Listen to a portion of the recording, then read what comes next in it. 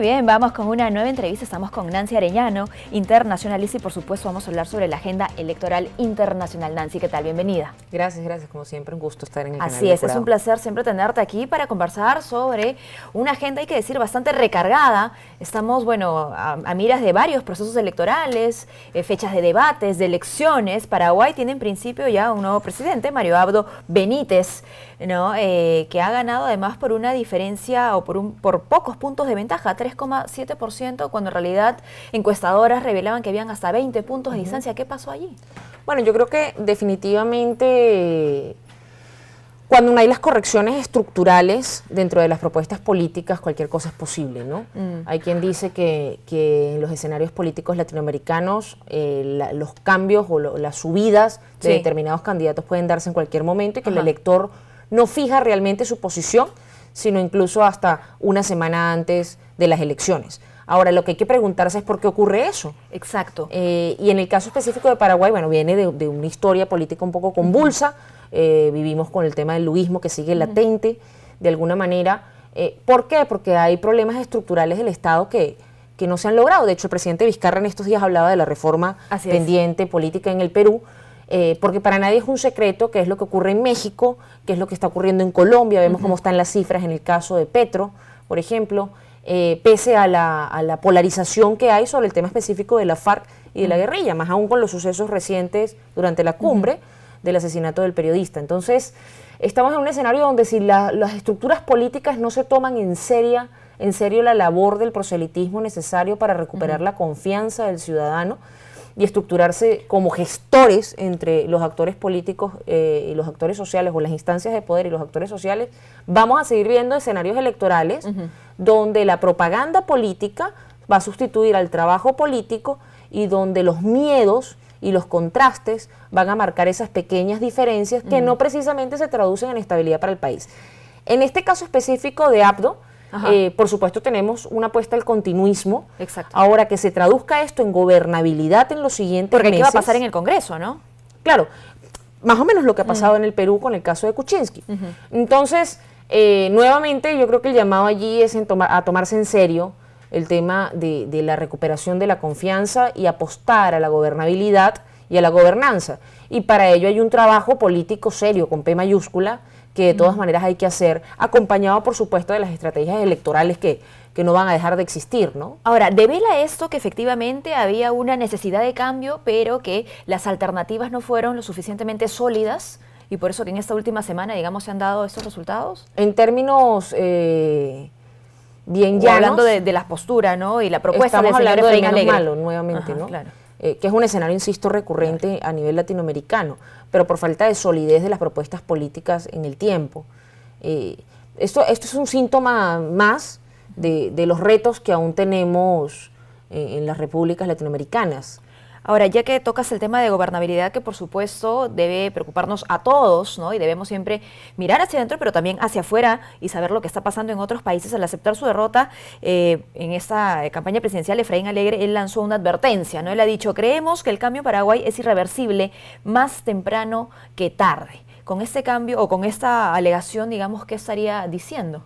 Bueno, obviamente hay una afrenta y todos los actores políticos van a buscar o buscan mantener una relevancia en el escenario. Por eso vemos que hay oposiciones que buscan ser protagonistas a través de una serie de escándalos, etcétera, que lejos de hacerle un favor al país, tienden a mellar, ¿no?, la gobernabilidad necesaria para introducir los cambios estructurales que de verdad están esperando las poblaciones, en términos de políticas públicas que respondan a las necesidades.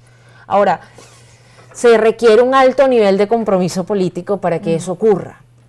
Para que ocurra realmente que la oposición cumpla el papel de contralor o fiscalizador de las acciones del Ejecutivo y que se haga en pro del avance y no que se detengan la implementación de las políticas públicas necesarias para recuperar la confianza. Entonces, no es de extrañar que los distintos actores quieran seguir buscando protagonismo mediático a través de afrentas. Bueno, eso todo caliente aún, ¿no? Claro, y de todas maneras lo podemos ver en los indicadores, por ejemplo, de conflictividad social, hasta dónde llegan los niveles de descontento de la población en los distintos países.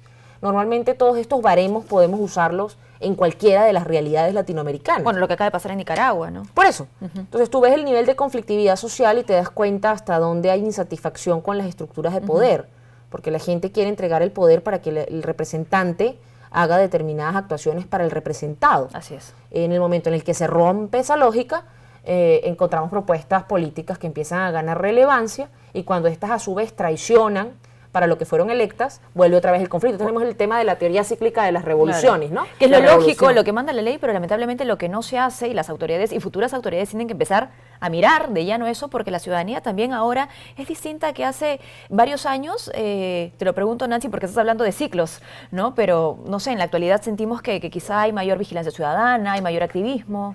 Bueno, tenemos todo el escenario de las redes sociales y las nuevas tecnologías que han permitido hacer que la información llegue más rápidamente al ciudadano. O sea, el breaking news, Claro. la noticia Segundo a recién segundo. nacida, ya no la tienen los noticieros de la televisión, lo tienen las redes sociales. Entonces, esto hace sí que haya procesos abundantes de información, pero también de desinformación, ojo.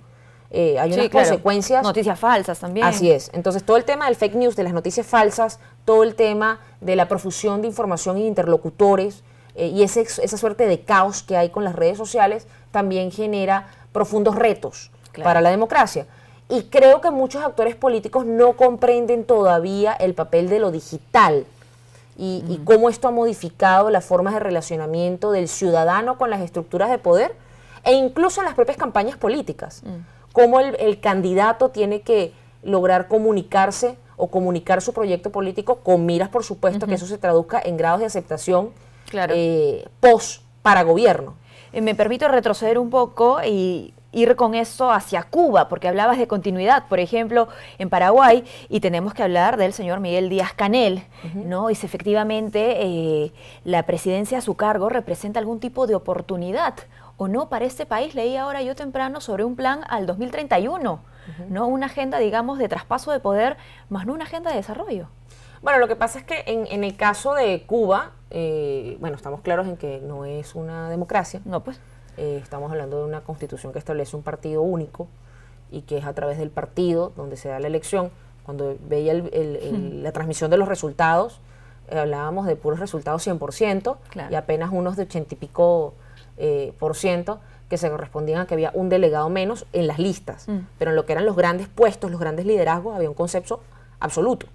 Entonces, estamos hablando de que ese autoritarismo competitivo, entre comillas, pretende legitimarse a través de procesos legales, pero no legítimos democráticamente, según lo que el constitucionalismo democrático establece en Occidente como la democracia.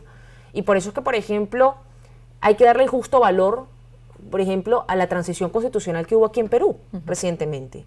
Eso tiene un valor y es un modelo para la región. Y la gente creo que no valora lo suficiente el que haya ocurrido eso, frente a escenarios como Cuba, donde constitucionalmente se cercenan derechos de participación política y son legales, pero no legítimos. ¿No? Que es lo mismo que pasó en el Tercer Reich en la Alemania nazi. O sea, las leyes que sancionaron los nazis eran así. Que a través de tu carta era magna, legítimo, pero no legal. Entonces, ¿qué se puede esperar de este cambio? Mira, habrá que ver. Sabemos que ha sido un discípulo muy disciplinado, Díaz-Canel.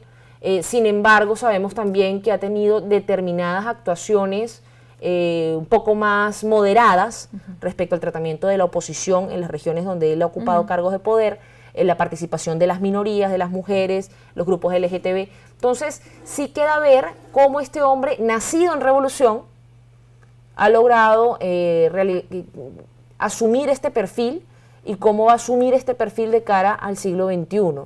Creo que como es un buen alumno, muy disciplinado, difícilmente vayamos a ver esas muestras todavía. Claro. Pero sí creo y espero, por el bien de los hermanos cubanos, que poco a poco se abra paso a un constitucionalismo democrático real y a bajar estas estructuras que definitivamente han traído poco desarrollo para la región, y que no hay cifras hoy día que constaten que ese desarrollo o esos niveles, por ejemplo, de bajo analfabetismo o el tema del desarrollo en temas de salud, etcétera, que tanto pregona Cuba, realmente se transforma en calidad de vida, que son nociones más complejas que hablan de lo más humano, que es la libertad. Bueno, ¿no? y es mayor el porcentaje, ojo, que espera este cambio, justamente, Así ¿no? es. Mayor ese porcentaje que aquel porcentaje que ocupan los escépticos. Muchísimas gracias, No, gracias a ustedes, como Nancy, siempre. por habernos acompañado. Hemos conversado con Nancy Arellano, internacionalista.